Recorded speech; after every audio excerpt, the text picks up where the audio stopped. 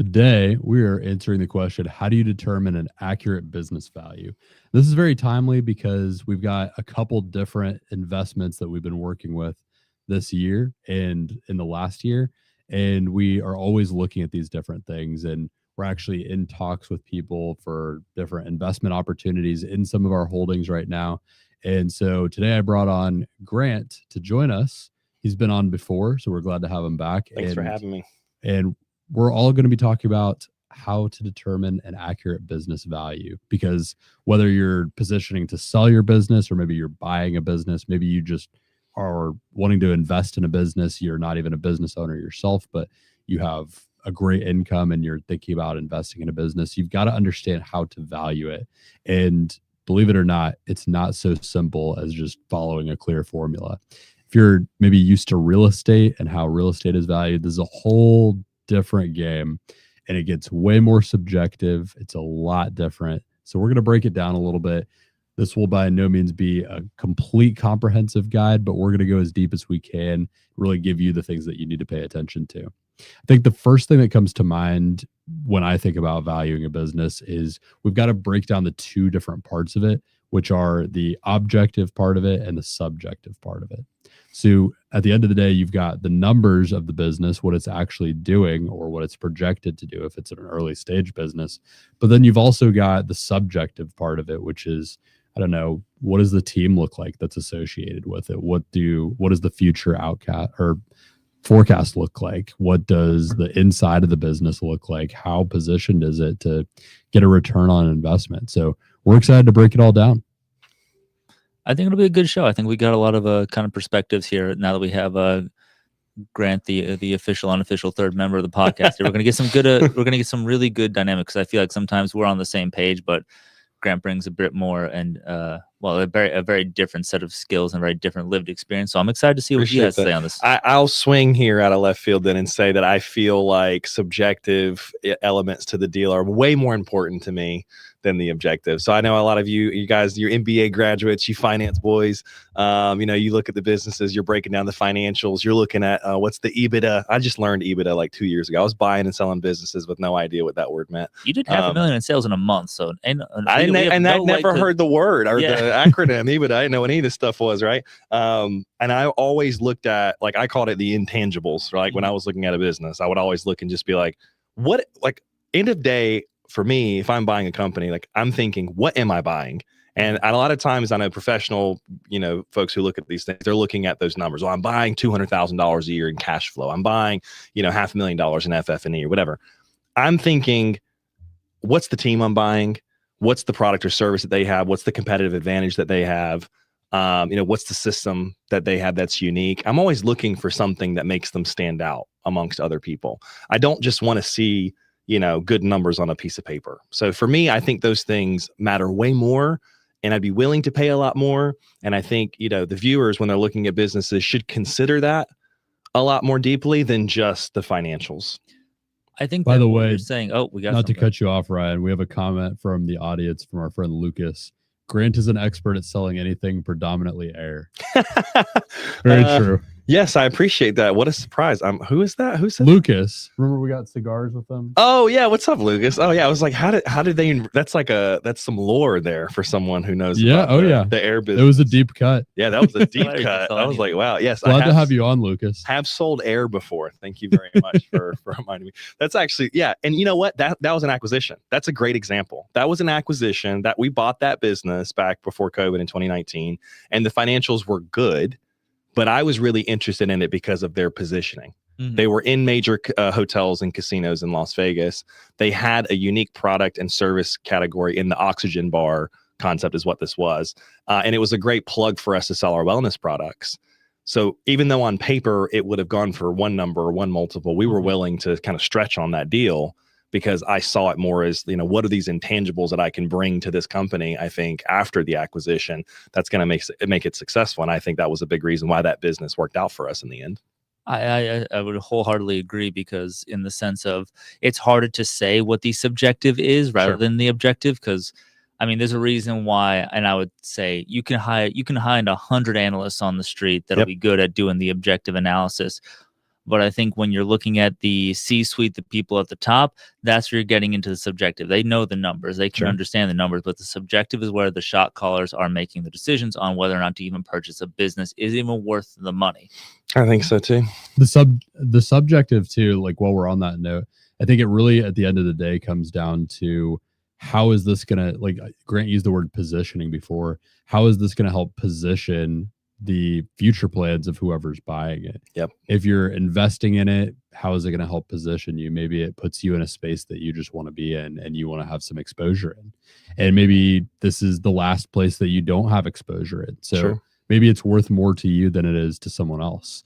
If you're buying a business, maybe you already have another business like Grant did, and you can sell these products a lot easier within this business. So the positioning is really strong there. There's strategic positioning. Maybe if you're just starting a business and you're making a big investment to start it, maybe it positions you in a spot where you feel like you can make future acquisitions down the line, or you can do other things that help you reach your goals. But I think the positioning, and like if you're the one valuing your business, you have to think about that and try to figure out the positioning. I think the other thing, when you're like valuing a company, you're trying to decide what the actual value of it is. I know this one gets me a lot of contention from you guys, and this isn't my this wasn't my own thinking. This was something I stole from Mr. Wonderful back in the day on Shark Tank. But I'm always thinking, like, if I'm getting ready to give somebody $200,000, $500,000 for their business, whatever, even the stake in it, what can I do with that same money to try to build that business? And would I be competitive with them? If the answer to that question is, if I spent the same money, I could build just as good of a business and probably compete or steal their customers, I'm not buying that company. I know that's a backwards way of thinking, because it's like, oh, I could just acquire their business, acquire their customers. I can grow a lot faster. Yeah, but I also just feel like I'm paying a multiple for like your years of doing things incorrectly and just accidentally stumbling upon good numbers. Because a lot of business owners do that. They have 5 years of good numbers, and it's just because they stumbled into a great market. And I'm like, that's a great market and a great product. If I just took the same investment capital and did my own thing, I'm going to grow this company just as fast. And again, I think that's where it comes back to subjective versus objective.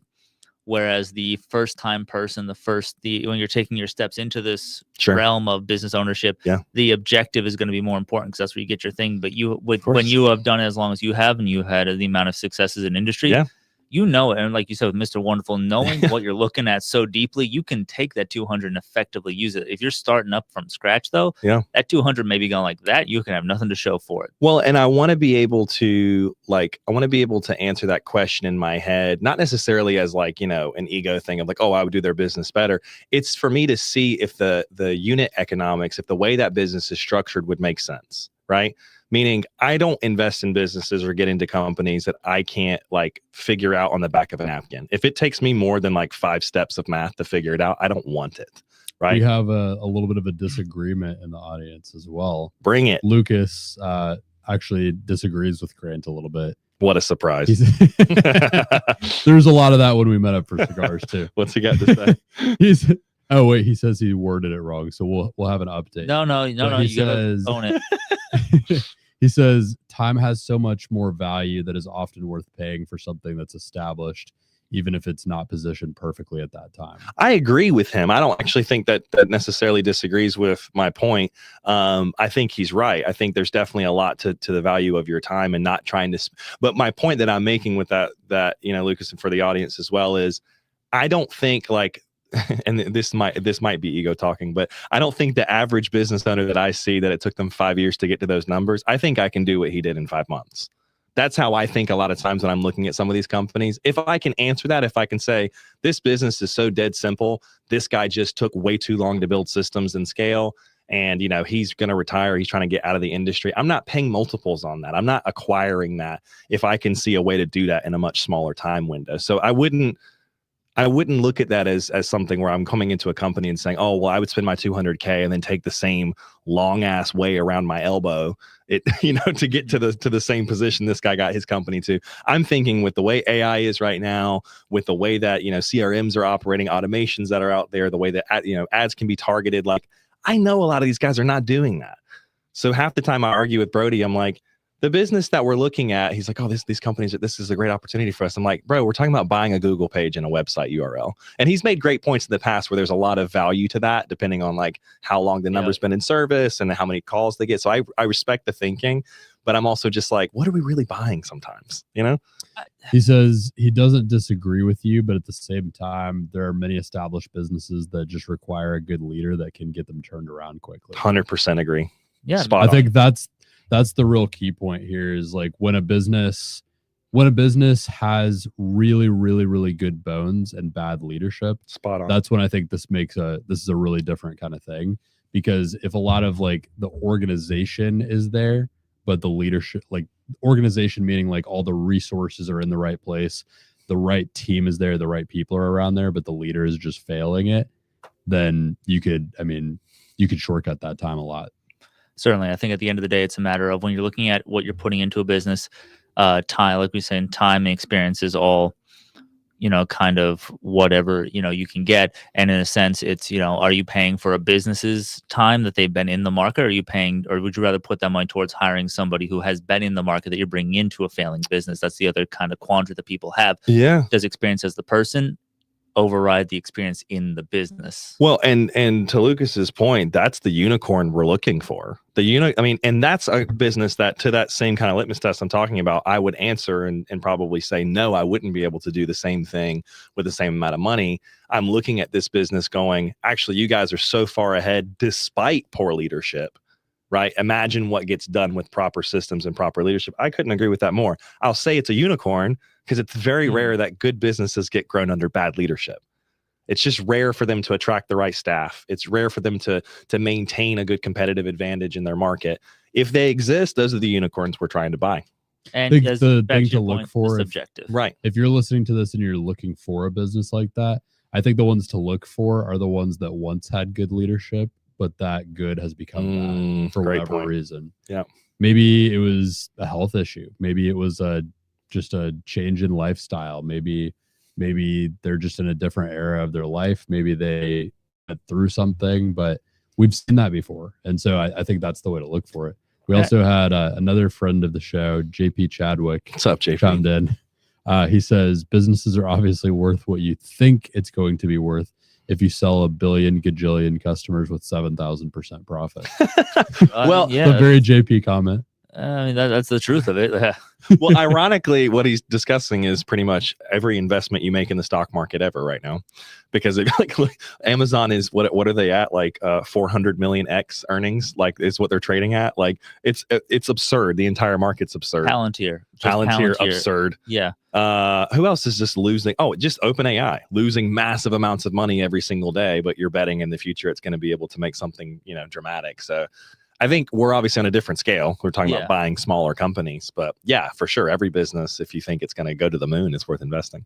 Lucas made another good point. He said, just one example, SEO takes years to get you ranked, employee training, etc. He says, let's grab a cigar. I'll point out a few of the unicorns there out there.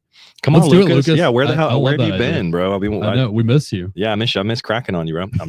I think one of the points, though, to the amount of money question as well is simply, I always point it out when I'm talking to people about investing or in what they're doing with this, and maybe it's my baseline monkey brain going. If S&P or mutual fund is 8 to 10%, guaranteed, in the last 5 years we've seen upwards of 15, 17%. Yeah, it's been even crazy. Can I, with this money, do that return in my business? Can I do it better? And if I can't say that confidently, I don't want it. I don't want it. The one thing I want to say on Lucas's topic there a second ago about like some of the benefits to these businesses that are out there, SEO is a great example.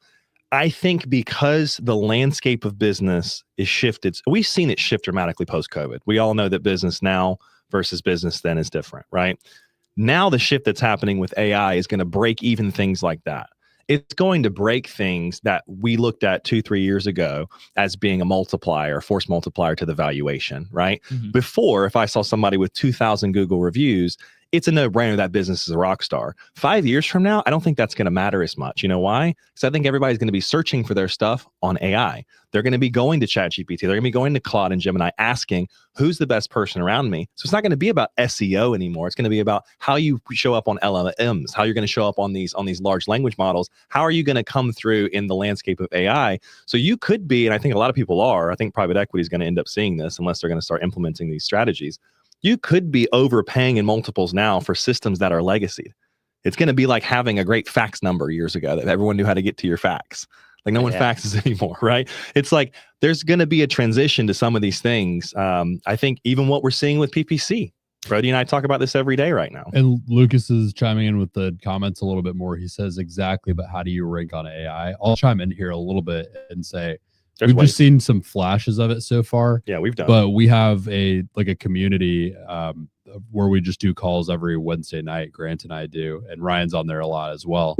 But we've actually seen a lot of people just find that community from things like YouTube videos or Instagram videos. So I think one huge area to be looking at for anyone is like, what is a company's presence on social media and Meta? Like, are they maybe not even Meta as much, but yeah, just organic in general? Like, how are they positioned on? I think really YouTube is going to be one of the huge ones because YouTube has been found on YouTube many a time, and a lot of times it's like there will be people that are searching in a different country that are just searching for the exact thing that we're talking about, and they somehow find us because the AI is just getting that good at finding descriptions and compiling them and kind of putting it together that way. So I think YouTube is a huge thing, and just like going in the direction of like having really good organic ranking content where not only can the AI find you, but it can, I mean, now like I have a program that we use, that Grant and I use for a lot of things, that the AI can automatically transcript videos like that. So AI is that good. It's able to find content, break it down, get the descriptions, the SEO associated with it, but also the transcript of the video itself.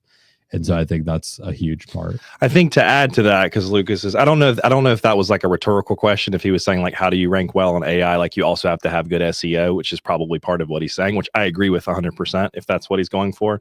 But the other side of that token is, I think what we're going to see shift in this market is, before it was very much so pay to play, meaning you want SEO to work well, you better be paying for people to have backlinks. You better be paying for visibility with other, news branches or people in your area, get press, get PR. You better be paying for, Google to sponsor you so you show up and you're getting more clicks that way. You better be on that first page, right? What we're seeing with AI, and what at least my limited understanding and studies so far have shown, it's going to be more about veracity, being able to verify that the information about a company is truthful and accurate, because that AI is what the race is currently. Whether that's going to shift in a few years when it becomes pay to play also, who knows? But right now the shift is to what's going to produce the most accurate answer, right? That's why people are going back and forth between Claude or OpenAI, right? If they go to ChatGPT, it's great for a conversation. They're going to Claude to coding because Claude's giving them better, more accurate coding, right? So it's winning more market share. So how businesses are ranking and showing up on AI is the message that you're sending on your website or your social media, is it true? Or are you just BSing? You can't just say I'm the best company anymore, top #1 company in Florida. Are there other people verifying that? And is the content consistent? Lucas says, I've never heard Grant be so humble with my limited understanding. Well, okay, I may have nerded out on the subject a little bit before, but my point being is like that this is how these AIs are ranking. The reason why we're coming up in some of this content, in my opinion, so far, is the stuff that Brody puts out, your social media, your YouTube, all this stuff. It's not only organic, but it's verifiable and it's truthful. And it's something that AI is connecting to other sources and saying, hey, that's the correct thing. He's not just spitting BS. He's just not throwing out, mumbo jumbo. I do plenty of that too. Yeah, but you don't, but not in your content, at least. Like your content at least is on point. So I think to kind of bring that all the way back around, like if I'm looking at valuing businesses in today's economy, in today's market, I'm thinking about the business I'm going to buy that's going to take me into the next stage. What I'm looking for is businesses that lack a lot of those things, but have good foundational elements, that have a good team, that have good people to execute, that if I were to put AI systems in, put good CRMs, good sales tactics, good SOPs on top of, it will multiply the company. I don't want companies that already have some amalgamation and just connection of different, systems kind of half-assed put together right now, and they've got good SEO or a good Google page, whatever. I don't want that stuff. I want something that's kind of broken and buried, and I want to restart it. So we have we got one more. We got a few that have come in kind of in the same vein of conversation. I think this is a good one to kind of end that line of the conversation on. Zach Hovelman, another friend of the show, Grant and I are having lunch with him soon. He says, seems like attention is the new SEO. No question. And I think that's a really good way of putting it. Spot on. If you can get attention on these different social media presence websites, then that helps you just be found by AI more. And Lucas kind of echoed this as well. He said, YouTube content is huge for SEO organically, so it will position you high at AI. Couldn't agree more. Yeah, these things all work together. They all work together in today's landscape, in today's, sort of business marketplace. But it's astonishing. I mean, we all see it every day. How many of these businesses are still successful despite doing everything backwards when it comes to tech? Like not properly caring about their SEO or their ad spend, or they're even like they haven't even heard of AI. Maybe they just started popping up ChatGPT the last few months or whatever.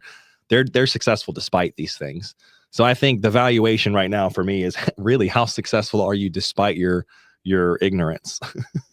I mean, I think that's the kind of the be all end all of it. If you are visible, if you are doing a good job, I mean, finding a mom and pop shop where everybody in town knows their name but has never once went to their website, that's the one you kind of want to buy. 100%. That's kind of what we landed on here. Yeah, I mean, like there's a ton of examples in what we're doing currently, but I think, just one of the companies that we started working on recently, which was the landscaping business, is a good example of this. They had great foundation, great product, great service, great people, right? They were taking way too long to get quotes out. They were taking way too long to get back to customers. Simple adjustments in their tech stack, by adding proper automations in and adding AI into the business, we were able to essentially triple their revenue in the first quarter compared to year over year for 2025, right? Like those are the types of things I'm looking for right now. We're talking about valuing something. Certainly. And another great comment from Lucas here. He says, because customer service and quality service still has a place in people's hearts. And I think that's the big thing. If you can find a business that has grown despite being terrible at all these other things that you need to do to win in the modern age, because of how good its customer service is and how good it's been doing by its customers for so long. And it's not hard to bring great, SEO and some of these new practices into it. That's where you can really have a lot of success. I think that has more of a place in people's brains and hearts than it did 10 years ago, even. I mean, you would think good service always mattered, but in a large way, it matters now more than ever. It's the most important thing. It's it's that subjective, it's that intangible that you cannot put on a spreadsheet or a P&L. Yeah. I think maybe the last thing I would consider in that equation is like market economics, meaning like what's the market size as a whole? How does that market look in that area that you're looking to buy from? And is it an industry that we think is going to get disrupted now by tech? Because like you've seen a lot of disruption happen in the last 10, 15 years on major brands, major things that were huge commodities for people forever.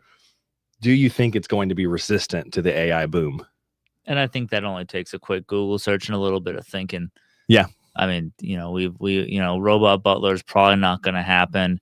Self-driving cars. We saw them at CES. There was literally robot. There was robots. I saw the one that took 42 hours to fold the towel. To fold a shirt. Yeah. Okay, but Ryan, that's today, bro. We will be dead by the time it's functional. No. Next year it'll be 4.2 hours. Next year it'll be and by the time we're in the old folks' home, it'll finally be doing it in under an hour. I disagree. I think the robotics stuff is gonna. I mean, dude, we saw one. Waymo just got outed. Dude, we just saw them playing ping pong. We saw them like boxing at CES. Like they're way farther. They were doing Brother, Rock'em Sock'em Robots was in the 70s. We've been had. All right. That's fair. This took a turn, but I think the overarching theme of the conversation is the landscape has changed dramatically. Yeah. Before AI had its pop, like in the last couple of years, I think you could look at a business and you could really start to figure out, okay, it's probably worth a multiple of a couple points on a couple percentage or a couple multiples on what the earnings of the business are. But now you have to look at it and you have to factor all these other things in. Like, can this business be completely disrupted overnight? Like, are they standing on a foundation of sand, or do they have a really strong foundation and good bones that are not going to be shaken by AI? Absolutely. Great points. I think the other thing is, like, what hard assets do these businesses hold? Because a lot of asset classes have appreciated in ways we didn't expect, right? Like, just having a truck. Like, some of these businesses, like, they don't realize that their truck is worth more now than it was when they bought it in 2018, even though it's got more miles on it, because the used market's flipped upside down, because it's $60,000 for an F-150 right now, right? Like, commercial properties, right? There was that little issue with commercial real estate for a second where it was tanking. But the people that have had these properties because they've owned the business for 15, 20 years, there's serious money in the upside of the real estate itself, if you can get that on a good deal inside the play, right? So, like, I would also be looking at those things. I mean, these are more of the hard, objective, questions. But those are big question marks for me right now too. I hate the idea of buying businesses based solely off of cash flow these days, because there's just so much that can shift it. So it's a great point. Don't buy off of cash flow only, folks. Know your market first before you buy off of cash flow, because you'll be able to recognize whether the bones are worth the multiple. And we do this every Tuesday night, right around 6 p.m. Eastern Standard Time. We'll see you on the next one. Let us know what you want us to talk about. We'll cover more topics like this, but this was a fun one. So thanks for tuning in. We'll see you guys on the next one. Thanks, guys.